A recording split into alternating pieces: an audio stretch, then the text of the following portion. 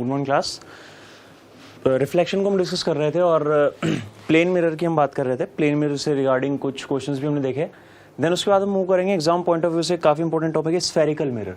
दो टाइप के spherical mirror होते हैं। 10th क्लास में भी आप बेसिक इसके लिए पढ़ के आए हैं कि कॉन्वेक्स होता है, कॉनकेव होता है। तो यहाँ पे थोड़ा सा उसको हम और डिटेल में डिस्कस करेंगे। उसके लिए डिफरेंट एनालिसिस करते हुए, डिफरेंट डेरिवेशंस को निकालते हुए फाइनली हम इस पे बेस्ड कुछ न्यूमेरिकल्स के ऊपर आएंगे। तो हेडिंग लिखेंगे आज सबसे पहले स्फेरिकल मिरर।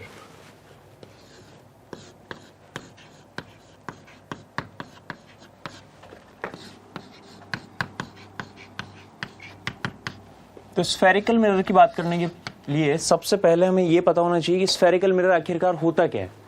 तो देखिए, एक स्फीयर होगा हमारे पास में, ग्लास का, कांच का बना हुआ एक स्फीयर होगा, उससे एक पोर्शन को अलग कर लिया जाता है। सबसे पहले किसी भी ग्लास के स्फीयर से एक पोर्शन को अलग कर लिया जाएगा। ये मान लेते हैं हम एक ग्लास का स्फीयर है, यहां से आप एक पोर्शन को अलग करें। लेट से ए बी पार्ट को मैंने यहां से निकाल लिया, अलग कर लिया। इसे जब आप यहां से निकाल लेते हैं तो ये पोर्शन आपको जो मिला उसको मैं इस तरीके से रिप्रेजेंट कर सकता हूं, this is the A B. अब अभी स्फीयर नहीं है, अभी ये ग्लास है, क्योंकि ये ट्रांसपेरेंट होगा, लाइट है। अगर आप किसी भी तरफ से इस पे इंसिडेंट करवाएंगे तो वो इसको जो है इसके आर पार निकल जाएगी। इस डायरेक्शन से डालेंगे तो दूसरी तरफ चली जाएगी, यानी कि रिफ्लेक्शन यहां पे अब तक नहीं होगा। तो इसे मिरर में कन्वर्ट करने के लिए क्या किया जाता है, इस पर पॉलिश कर दी जाती है। अब depending on which side of a part of a glass sphere is polished, spherical mirror दो टाइप के होते हैं। तो यहीं से हमने जो है डिफरेंशिएट किया है टाइप्स ऑफ स्फेरिकल मिरर्स को भी।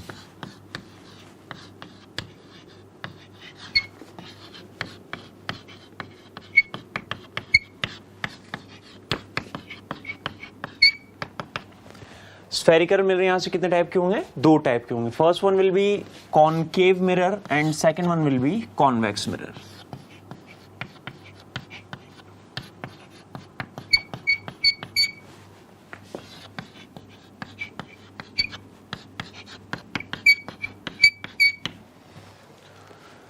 तो दो टाइप के हमारे पास यहाँ पे स्फेरिकल मिरर होंगे, कॉनकेव और कॉन्वेक्स। अब ये जो पार्ट हमने अलग किया है, एक ग्लास स्फीयर से ही जो पार्ट आपने अलग किया है, इससे कॉनकेव मिरर किस तरीके से बनाया जा सकता है और कॉन्वेक्स मिरर किस तरीके से बनाया जा सकता है, ये अब हमारे पास पॉइंट ऑफ कंसर्न है।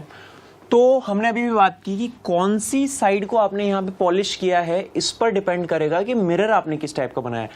अगर आप इस पार्ट के जो ए बी पार्ट हमने अलग किया है, इसकी अंदर वाली साइड को अगर पॉलिश कर देते हैं तो it is called convex mirror.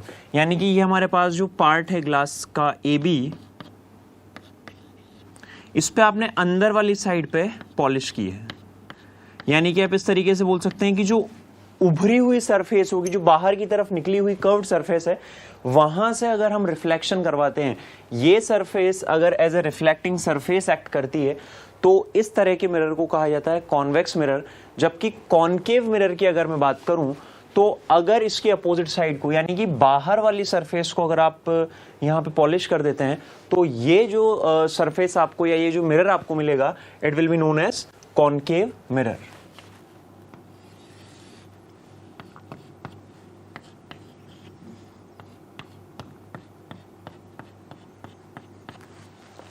तो यहां पे जो शेडेड हम बताते हैं, ये पॉलिश को डिनोट करता है,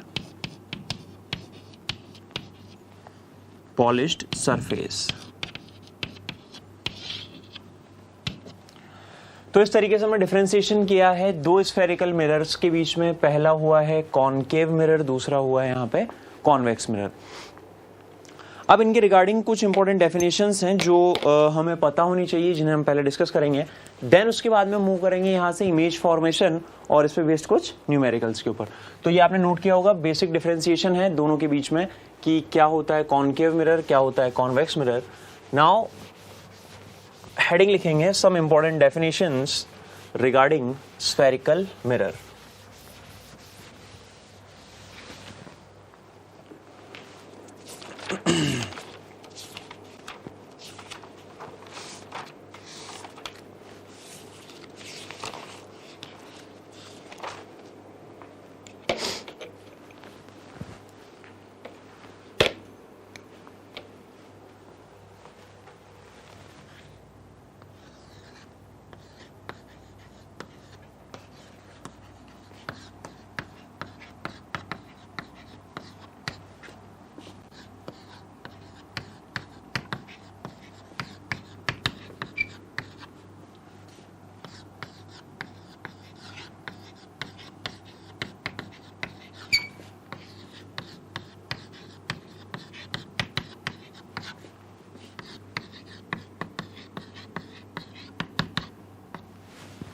some important definitions regarding spherical mirror.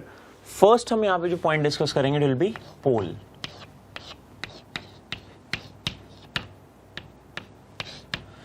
Pole क्या होता है? देखिए center of the spherical mirror is called pole.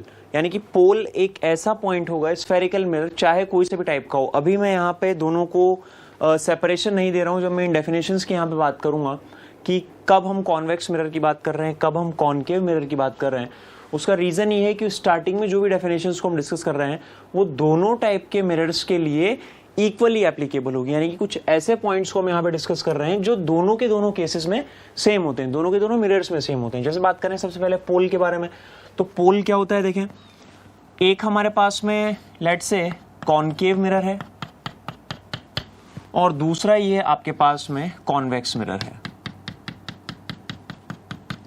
तो इनका जो सेंटर पॉइंट होता है this is it is known as pole.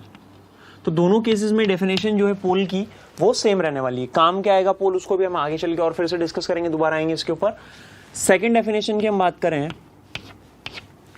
Centre of curvature.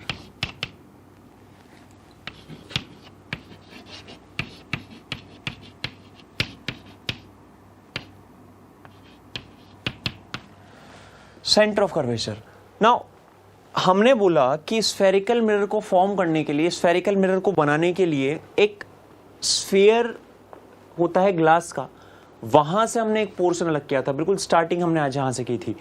तो उस स्फीयर का जो सेंटर होता है वही आपके स्फेरिकल मिरर के लिए सेंटर ऑफ कर्वेचर कहलाता है. कहने का मतलब हम क्या डिस्कस कर रहे हैं यहां पे कि जैसे मान लीजिए ये एक स्फीयर रहा होगा जिसमें से आपने स्फेरिकल मिरर को बनाने के लिए ये एक पोर्शन अलग किया था. ठीक है, ये ए बी स्फेरिकल मिरर हमने अलग किया, कॉन्वेक्स टाइप का है या कॉनकेव टाइप का है, इसके बारे में हम फिलहाल डिस्कशन नहीं कर रहे हैं. तो जिस भी स्फीयर का पार्ट एक स्फेरिकल मिरर को माना जा सकता है उस स्फीयर का सेंटर ही स्फेरिकल मिरर के लिए सेंटर ऑफ कर्वेचर कहलाता है. देखें इसमें, तो ये जो स्फीयर था इसका सेंटर कहां होगा, यहां पे कहीं होगा. Clear? This is denoted by C. अब मैं क्या कर रहा हूं, यहां से इस पोर्शन को, इसको मैंने अलग किया है, इसको मैं सेपरेट कर देता हूं. क्लियर है? तो ये आपके पास में मिरर बचता है. अब आप चाहें इसे तो एज ए कॉनकेव मिरर भी काम में ले सकते हैं, एज ए कॉन्वेक्स मिरर भी काम में ले सकते हैं. सेम सिचुएशन रहेगी depending on which side is polished. तो मैंने इसे बना दिया है, देखें, कॉनकेव मिरर. और जो उस स्फीयर का सेंटर था जो कि हमने सी बनाया था, यही इस स्फेरिकल मिरर यानी कि इस कॉनकेव मिरर के लिए जो है सेंटर ऑफ कर्वेचर कहलाएगा. तो ये बात हुई सेंटर ऑफ कर्वेचर की.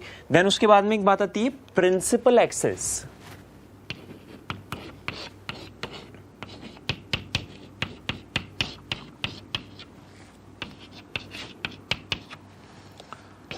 Now what is principal axis? ये एक हाइपोथेटिकल लाइन है. एक्चुअल में प्रिंसिपल एक्सिस कुछ होता नहीं है.